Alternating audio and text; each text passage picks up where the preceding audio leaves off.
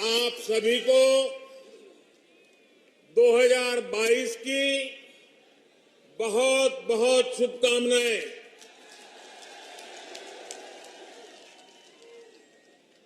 साल की शुरुआत में मेरठ आना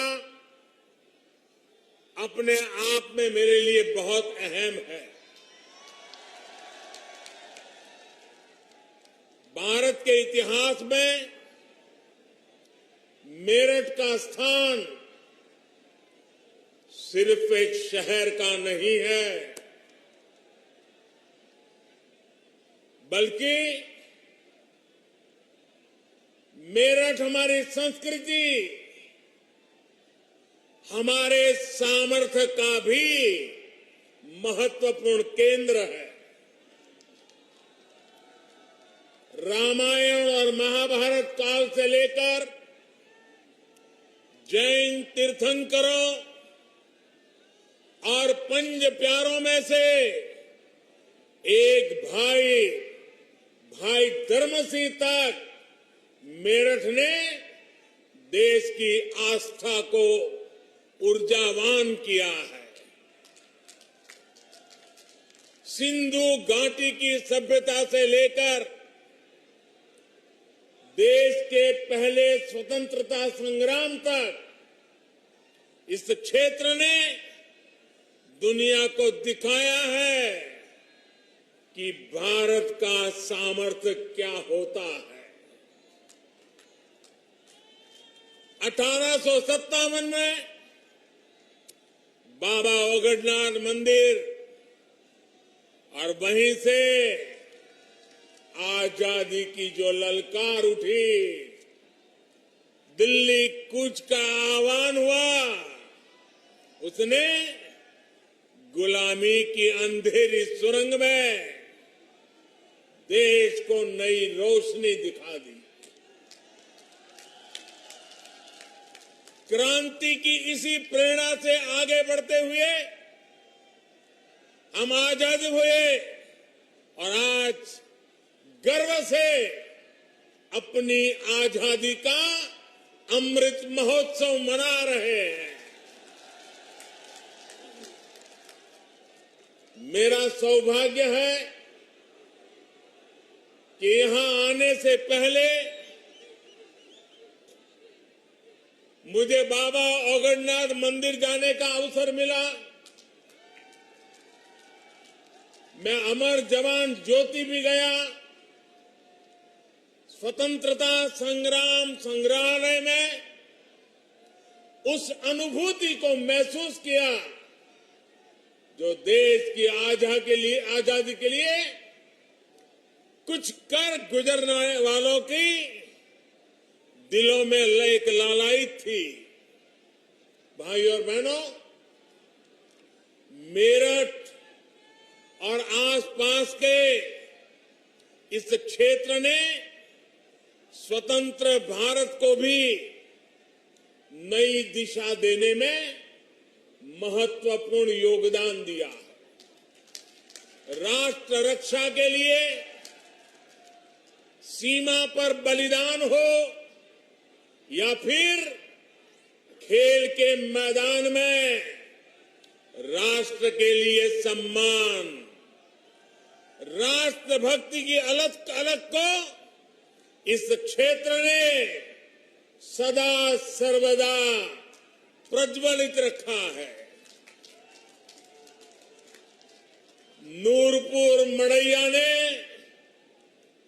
चौधरी चरण सिंह जी के रूप में देश को एक विजनरी नेतृत्व भी दिया। मैं इस प्रेरणा स्थली का वंदन करता हूं, मेरठ और क्षेत्र के लोगों का अभिनंदन करता हूं। भाई और बहनों, मेरठ देश की एक और महान संतान मेजर ध्यानचंद जी की भी कर्मस्थली रहा है।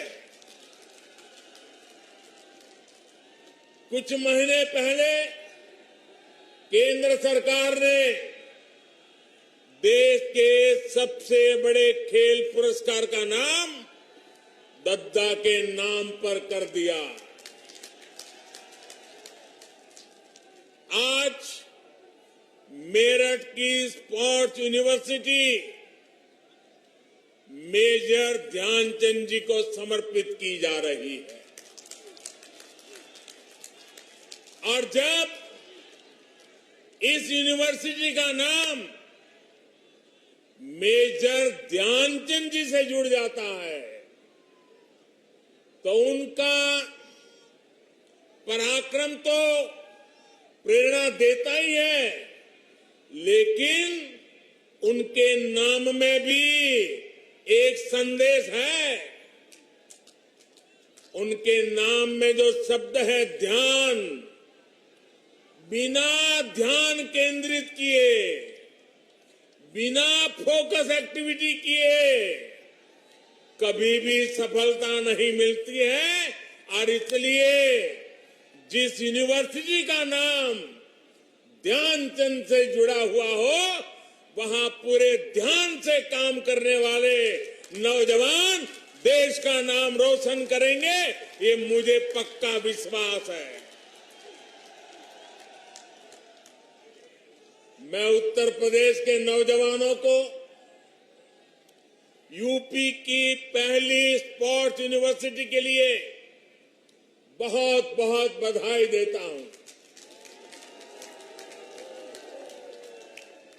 700 करोड़ रुपए की लागत से बनने वाली ये आधुनिक यूनिवर्सिटी दुनिया की श्रेष्ठ स्पोर्ट्स यूनिवर्सिटी में से एक होगी। यहां युवाओं को खेलों से जुड़ी अंतर्राष्ट्रीय सुविधाएं भी तो मिलेगी। ये एक करियर के रूप में स्पोर्ट्स को अपनाने के लिए जरूरी स्किल्स का निर्माण करेगी। यहां से हर साल 1000 से अधिक बेटे बेटियां बेहतरीन खिलाड़ी बनकर निकलेंगे। यानी क्रांतिवीरों की नगरी, खेल वीरों की नगरी के रूप में भी अपनी पहचान को और सशक्त करेगी। साथियों, पहले की सरकारों से यूपी में, जब पहलों की सरकारें थी तब यूपी में अपराधी अपना खेल खेलते थे, माफिया अपना खेल खेलते थे। पहले यहां अवैध कब्जे के टूर्नामेंट होते थे। बेटियों पर फप्तियां कसने वाले खुलेआम घूमते थे। हमारे मेरठ और आसपास के क्षेत्रों के लोग कभी भूल नहीं सकते कि लोगों के घर जला दिए जाते थे। और पहले की सरकार अपने खेल में लगी रहती थी। पहले की सरकारों के खेल का ही नतीजा था कि लोग अपना पुश्तैनी घर छोड़कर पलायन के लिए मजबूर हो गए थे। अब योगी जी की सरकार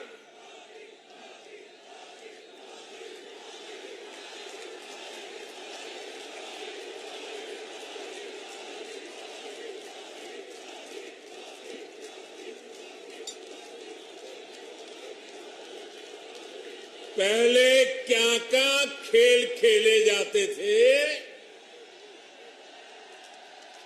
अब योगी जी की सरकार ऐसे अपराधियों के साथ जेल खेल रही है।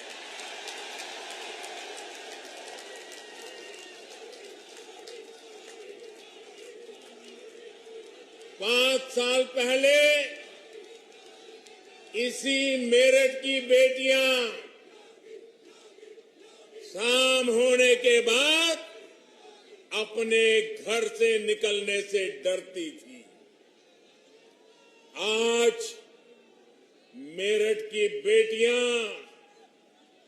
पूरे देश का नाम रोशन कर रही है।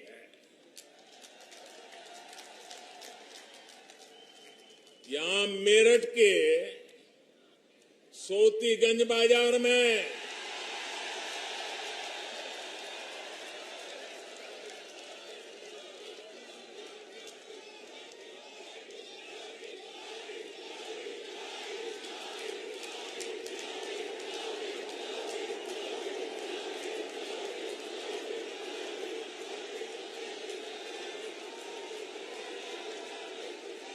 साथियों, ये सोतीगंज बाजार में गाड़ियों के साथ होने वाले खेल का भी अब द एंड हो रहा है।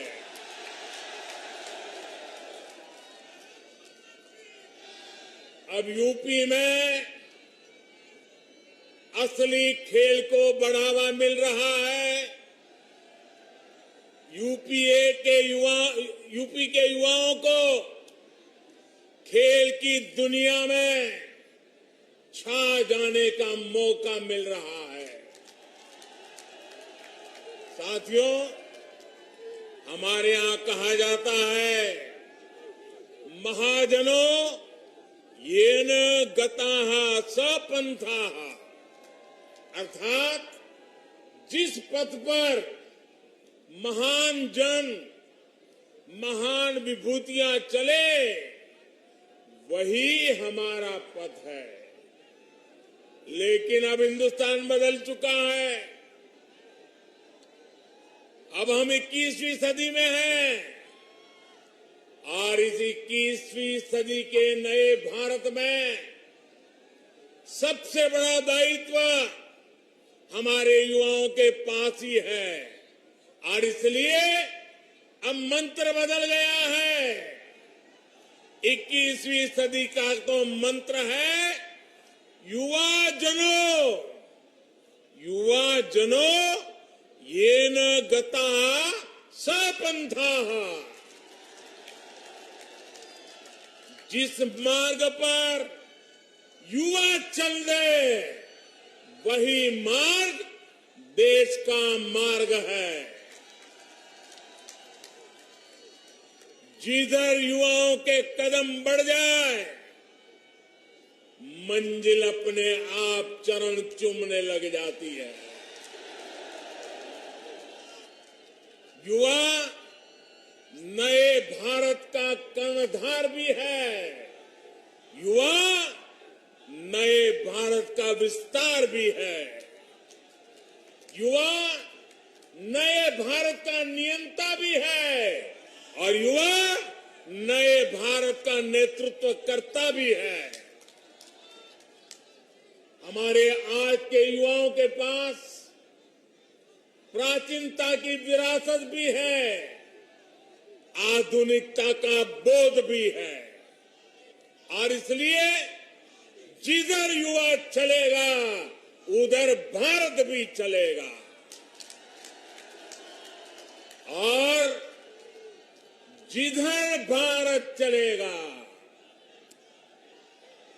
जिधर भारत चलेगा, उधर ही अब दुनिया चलने वाली है।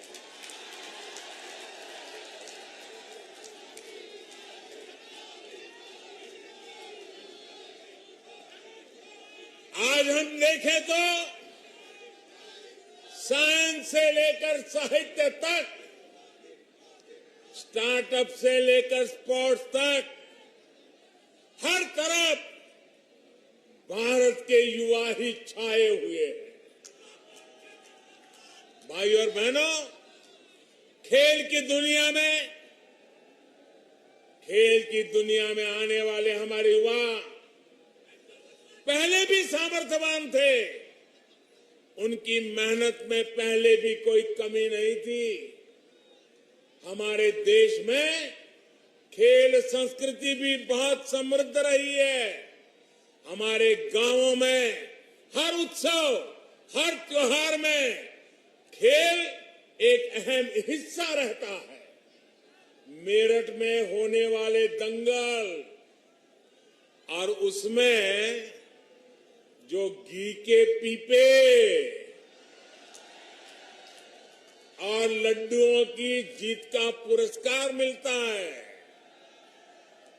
उस स्वाद के लिए किसका मन मैदान में उतरने के लिए ना हो। लेकिन ये भी सही है कि पहले की सरकार की नीतियों की वजह से खेल और खिलाड़ियों को उनकी तरफ देखने का नजरिया बहुत अलग रहा। पहले शहरों में जब कोई युवा अपनी एक पहचान, अगर वो अपनी पहचान एक खिलाड़ी के रूप में बताता था, अगर वो कहता था कि मैं खिलाड़ी हूं, मैं फलाना खेल खेलता हूं, मैं उस खेल में आगे बढ़ा हूं, तो सामने वाले क्या पूछते थे मालूम है? सामने वाले पूछते थे, अरे बेटे खेलते हो ये तो ठीक है, लेकिन काम क्या करते हो? यानी खेल की कोई इज्जत ही नहीं मानी जाती थी। गांव में यदि कोई खुद को खिलाड़ी बताता तो लोग कहते थे, चलो फौज या पुलिस में नौकरी के लिए खेल रहा होगा। यानी खेलों के प्रति सोच और समझ का दायरा बहुत सीमित हो गया था। पहले की सरकारों ने युवाओं के इस सामर्थ्य को महत्व नहीं दिया। ये सरकारों का दायित्व था कि समाज में खेल के प्रति जो सोच है, उसे खेल को, उस सोच को बदल करके खेल को बाहर निकालना बहुत जरूरी है। लेकिन हुआ उल्टा, ज्यादातर खेलों के प्रति देश में बेरुखी बढ़ती गई। परिणाम ये हुआ कि जिस हॉकी में गुलामी के कालखंड में भी मेजर ध्यानचंद जी जैसी प्रतिभाओं ने देश को गौरव दिलाया, उसमें भी मेडल के लिए हमें दशकों का इंतजार करना पड़ा। दुनिया की हॉकी प्राकृतिक मैदान से एस्ट्रो टर्फ की तरफ बढ़ गई, लेकिन हम वही के वही रह गए। जब तक हम जागे तब तक बहुत देर हो चुकी थी। ऊपर से ट्रेनिंग से लेकर टीम सिलेक्शन तक हर स्तर पर भाई भतीजावाद, बिरादरी का खेल, भ्रष्टाचार का खेल, लगातार हर कदम पर भेदभाव और पारदर्शिता का तो नामो निशान नहीं। साथियों, हॉकी तो एक उदाहरण है, ये हर खेल की कहानी थी। बदलती टेक्नोलॉजी, बदलती डिमांड, बदलती स्किल्स के लिए देश में पहले की सरकारें बेहतरीन इकोसिस्टम तैयार ही नहीं कर पाई। साथियों, देश के युवाओं का जो असीम टैलेंट था, वो सरकारी बेरुखी के कारण बंदिशों में जकड़ा हुआ था। 2014 के बाद उसे जकड़ने से बाहर निकालने के लिए, उस जकड़ में से बाहर निकालने के लिए हमने हर स्तर पर रिफॉर्म किए। खिलाड़ियों के सामर्थ्य को बढ़ाने के लिए हमारी सरकार ने अपने खिलाड़ियों को 4 शस्त्र दिए हैं।